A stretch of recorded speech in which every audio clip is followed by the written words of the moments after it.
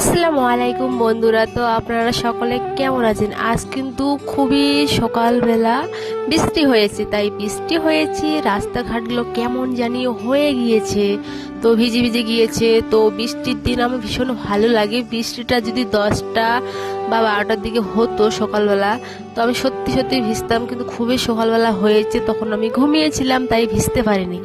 আর আজকের দিনটা প্রচণ্ড মিষ্টি ছিল, হালকা রোদ, হালকা হাওয়া, হালকা মেঘ ছিল।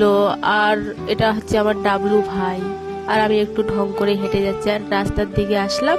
এসে মেয়েগুলো বলছে, দিদি আমাদের একটু ছবি তুলে দাও। তো ওদের আমি একটু ছবি তুলে দিলাম, ভিডিও করলাম। তারপরে দেখছি একটা বুনু রিলস বানাচ্ছে ফেসবুকে পোস্ট করবে বলে। তো খুব সুন্দর নাচতে পারে বুনুটা।